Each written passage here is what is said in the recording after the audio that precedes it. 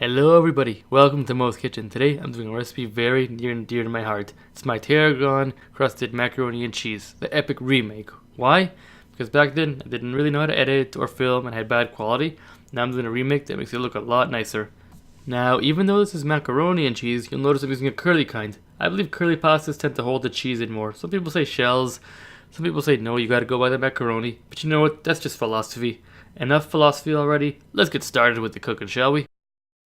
So we need to start off with a roux. Basically starts with butter and flour, but you can use any kind of fat. You can use olive oil, shortening, it doesn't matter. Before I add the flour, I'm going to toss in some spices. Got some paprika, salt, pepper, cayenne, and pepper flakes, just to toast them a bit, kind of release some nice flavors. Then I'm going to add my flour. Now usually it's equal parts, but because I added in the spices, you're going to want to add a little bit more if you have to. You're going to have to eyeball it. Instead of flour, you could also use cornstarch. There, when it's bubbling like that, that's when you know you're ready to add your thickener. There. Now the idea is you want a blonde roux. That's when you know you're ready to add in your milk. Since I added in the spices and toasted them, the roux will never be blonde. It'll stay red. But ideally cook it on medium to medium low for about 2.5, 3.5 minutes. That's basically what you want to do. Okay? Sometimes you gotta know times, not just, color.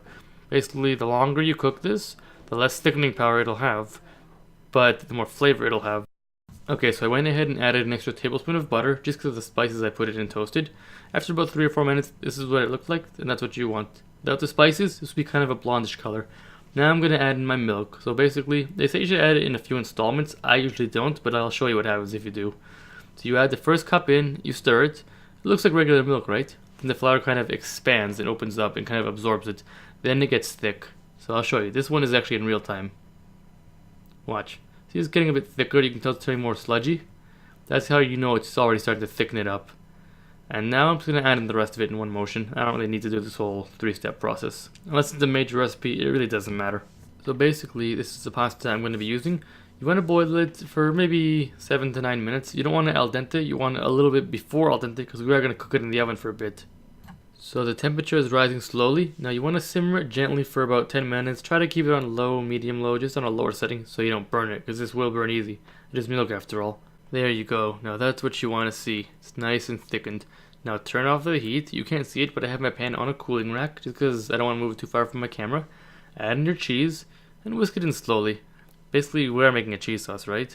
So if there's any other spices you want to do or add any other hot sauce, now is your final chance to do it before mixing the pasta. You're going to add almost all your cheese, but you're going to save some of it for the top. So again, add it in increments, slowly, whisk it in, the heat will melt it. You don't want to put it on the heat because then it could burn or even curdle. There we go, just like that. Now I like adding the noodles to the pan and giving it a bit of a stir. Some people like to put it in the casserole dish. It's up to you, I just feel this way kind of lets it soak and absorb it. And you could simmer it for even 30 seconds here if you want to. I don't do that, but again, I just put it all in, then I give it a stir with a wooden spoon. A signature thing in my mac and cheese is tarragon, which I love. I'm going to add some now, then I'm going to add some later. So stir it in for 20 seconds and then put it in your casserole dish. I gotta say, in all my editing, this is like one of my favorite scenes right here. Just watching myself dump this in with all that gooey cheese sauce and all that macaroni. It looks so good, I want to eat it right now. But I forgot, I got more work to do than this. Like all the dishes. Now if you got any kind of leftover meat or vegetables, just dump it in.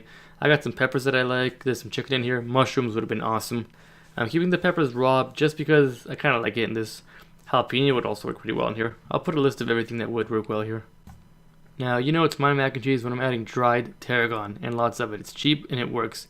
It also works a bit better than the fresh stuff because, holding it up in the oven doesn't always work. So get it in there, mix it good. Again, probably should have done more of this in the pan. It would be a bit easier, but I don't mind taking a couple extra seconds. Not at a restaurant. I'm at home. Take your time, guys. So with the rest of your cheese, some tarragon, some breadcrumbs, and another cheese, we're going to make this a gratin, which is basically a cheesy, herby breadcrumb kind of crust. Add this to any casserole, you've made a gratin. It just sounds kind of fancy and cool, doesn't it? Over here I've got Parmesan cheese, breadcrumbs, and some butter. Mixing it together, it's going to have a cheesy, gooey, crusty, awesome feel. This is going to make an awesome crust, guys. This forms the gratin base. So you've got a few options here. Some people like to spread the whole thing with the crust. I like to do kind of the cheese at the bottom meets the breadcrumbs at the top, and they kind of cross together and they form a cheesy, crispy crust. You can do it either way you want to. Now I'm going to add just a little bit of tarragon on the top, again, just kind of making another herb gratin. A little bit of dusting of Parmesan cheese. I always go overboard in everything I do. That's what makes me awesome. Pop it in a 400 degree oven for about 20 minutes, and maybe 2 minutes under the broiler if you have to, or till it turns out like this. Let it rest for 15 to 20 minutes, or when you try to carve it, it will fall apart on you. But you could eat it like this if you want to. It's up to you.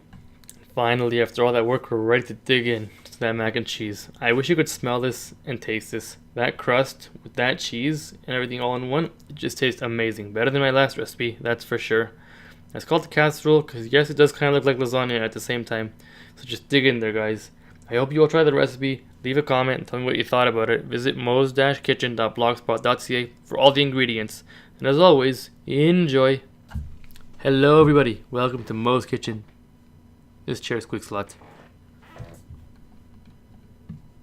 Hello everybody, welcome to Mo's Kitchen. Today I've got with you a very special recipe. This is Tarragon crafted, darn it, no.